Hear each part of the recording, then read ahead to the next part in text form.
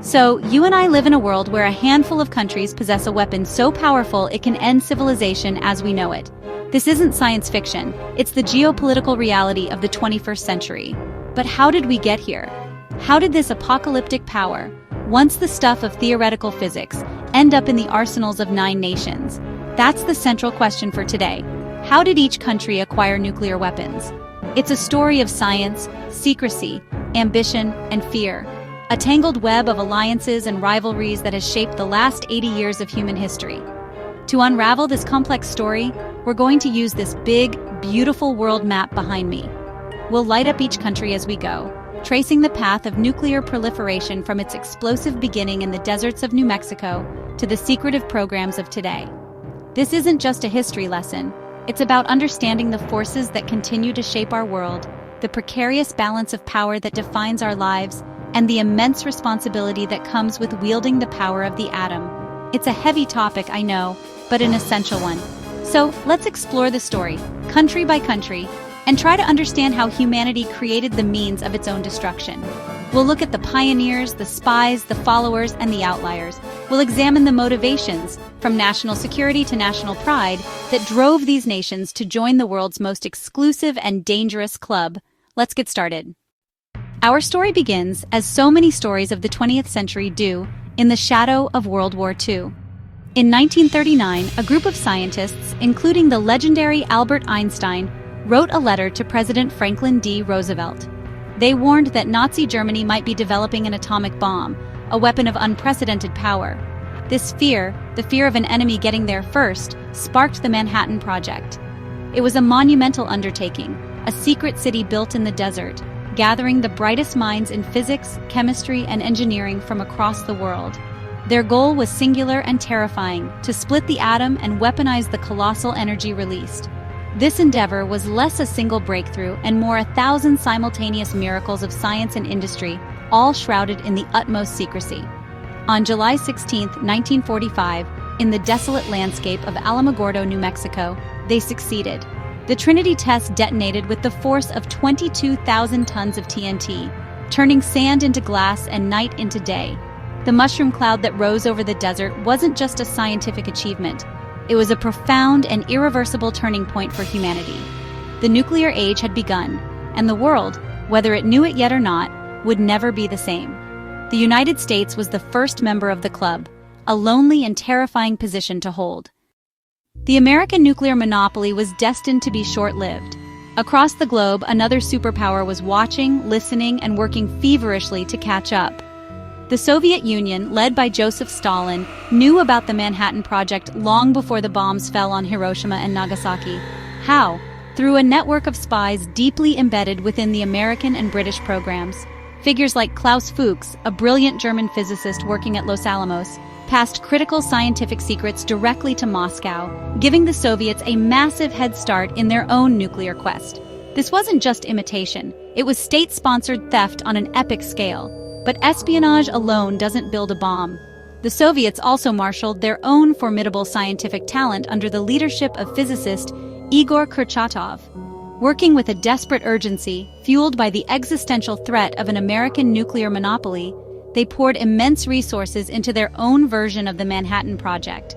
On August 29, 1949, just 4 years after the Trinity test, the USSR detonated its first atomic device, First Lightning, at a test site in Kazakhstan. The world was shocked by the speed of their success. The nuclear arms race had officially begun, and the terrifying logic of mutually assured destruction, or MAD, started to take shape. Now you might think the United Kingdom, as America's closest ally, would have been brought into the nuclear fold from the beginning, and you'd be sort of right, and then very wrong. British scientists were integral to the Manhattan Project, contributing significantly to the research that made the bomb possible. But after the war, the United States, protective of its nuclear secrets, passed the Atomic Energy Act of 1946, effectively cutting off collaboration and leaving the British out in the cold. It was a political decision that deeply stung London and fueled a powerful desire for an independent deterrent. Feeling betrayed and fearing a future where they might have to face a nuclear-armed Soviet Union without an American guarantee, the UK government launched its own top-secret program. It was a massive national effort, a matter of pride and survival in a world now defined by nuclear haves and have-nots. Leveraging the knowledge their scientists had gained in America, they pushed forward. On October 3, 1952, off the coast of Australia, they conducted Operation Hurricane, successfully detonating their first atomic bomb. The UK became the third member of the nuclear club, reasserting its status as a global power, but also deepening the Cold War chill. France's nuclear story is really one of fierce independence and a deep-seated desire to restore national prestige, or, as their leader Charles de Gaulle would call it, grandeur. After the humiliations of World War II and subsequent colonial conflicts like the Suez Crisis, where France felt sidelined by its American allies, de Gaulle became convinced that France simply could not rely on NATO or the US nuclear umbrella for its ultimate security. To be a truly great and independent nation, he believed, France needed its own force de frappe, or strike force. It was a political statement as much as a military strategy, honestly. This pursuit was conducted with a singular, almost stubborn focus, often in defiance of American wishes. The French program pushed forward, developing its own technology and scientific base without the initial leg up that the British had. The goal was complete strategic autonomy. On February 13, 1960, in the Sahara Desert in then-French Algeria, their work came to fruition. They detonated their first atomic bomb, codenamed Gerboise Bleue, or Blue Jerboa. With that explosion, France became the world's fourth nuclear power, carving out its unique independent path in the high-stakes geopolitics of the Cold War. China's journey to the bomb was really born from a profound sense of vulnerability and ideological rivalry. In the 1950s, the Young People's Republic of China, led by Mao Zedong, felt threatened from all sides. They faced a hostile United States, which had even made nuclear threats during the Korean War, and they had a complex, deteriorating relationship with their supposed ally, the Soviet Union. Mao famously dismissed the atomic bomb as a paper tiger, but in private, he and the Chinese leadership knew they needed one to secure their revolution and their place on the world stage. It was a matter of national survival and revolutionary destiny. Initially, the Soviets provided some assistance, but as Sino-Soviet relations soured in the late 1950s, that help was abruptly withdrawn, leaving China to go it alone. And they did. In an incredible feat of scientific and industrial mobilization, amidst the turmoil of the Great Leap Forward, China poured its resources into a secretive program based in the remote deserts of its northwest. On October 16, 1964, China successfully tested its first atomic device, codenamed 596. A nod to the month and year the Soviets pulled their support. The explosion sent shockwaves around the world, announcing the arrival of a new, formidable nuclear power in Asia, and fundamentally altering the global balance of power. India's path to the bomb was unique, really, framed not in the language of aggression, but in the paradoxical term of peace. Since its independence, India had been a champion of global nuclear disarmament. However, the 1964 nuclear test by its neighbor and rival China created a new and, honestly, quite alarming security dilemma for New Delhi. The country's leadership began a slow, deliberate, and highly secretive debate. Could India afford not to have the bomb?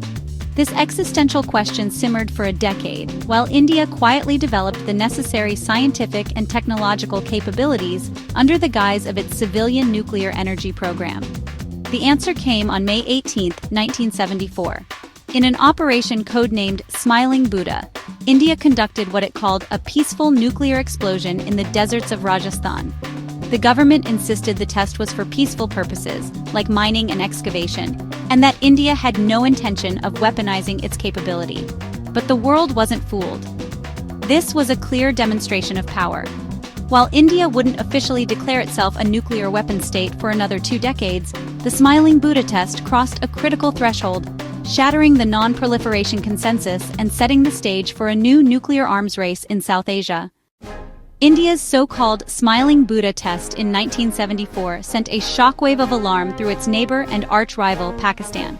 Having already fought several wars with India, the Pakistani leadership saw India's new capability as an existential threat. Prime Minister Zulfikar Ali Bhutto famously declared that Pakistanis would, quote, eat grass or leaves, even go hungry, but they would get the bomb of their own. This kicked off a clandestine and fiercely determined effort to match India's power, an effort that would become one of the most audacious stories of nuclear proliferation in history, fueled by a potent mix of national security, pride, and fear. The key figure in this quest was a metallurgist named A.Q. Khan, who had worked at a European uranium enrichment facility. He returned to Pakistan in the mid-1970s, bringing with him stolen centrifuge designs and a network of international suppliers.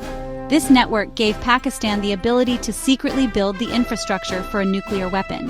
For decades, Pakistan developed its capability in the shadows, sticking to a policy of ambiguity. But in May 1998, just days after India carried out a new round of nuclear tests, Pakistan responded in kind.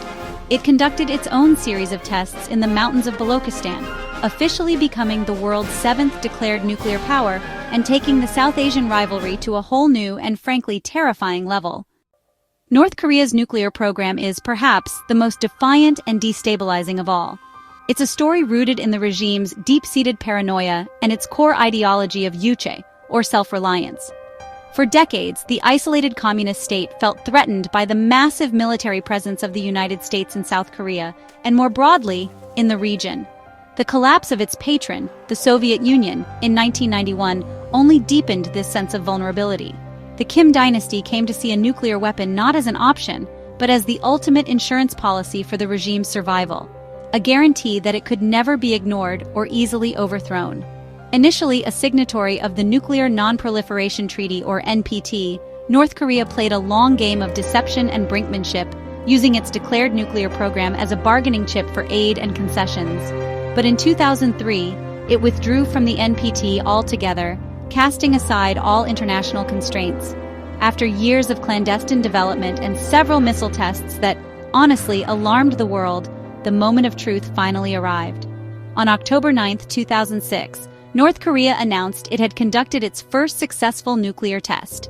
This act of defiance made it the first country to test a nuclear weapon in the 21st century, creating a persistent security crisis that to this day continues to challenge the world. Our final stop on this nuclear world tour is, without a doubt, the most secretive of all: Israel. Unlike every other country on this list, Israel has never officially confirmed or denied that it possesses nuclear weapons. It maintains a long-standing policy of amimut, or nuclear ambiguity. This deliberate opacity is a strategic choice, meant to deter enemies without sparking a regional arms race or risking international sanctions. The official line is that, quote, Israel will not be the first country to introduce nuclear weapons to the Middle East. But most experts agree that this carefully worded phrase leaves plenty of room for interpretation. The consensus among intelligence agencies and analysts is that Israel began developing its nuclear capability in the 1960s, with significant, though secret, assistance from France. The program was centered at a secretive facility in the Negev desert near the city of Dimona. While there has never been a public declared test, many point to a mysterious flash detected by a U.S. satellite over the South Atlantic in 1979, the so-called Vela incident, as a possible undeclared Israeli test. Regardless of the specifics, Israel is widely believed to have possessed a sophisticated nuclear arsenal for decades, making it the unofficial, unconfirmed 9th member of the nuclear club and adding yet another layer of complexity to the already volatile politics of the Middle East. So there you have it.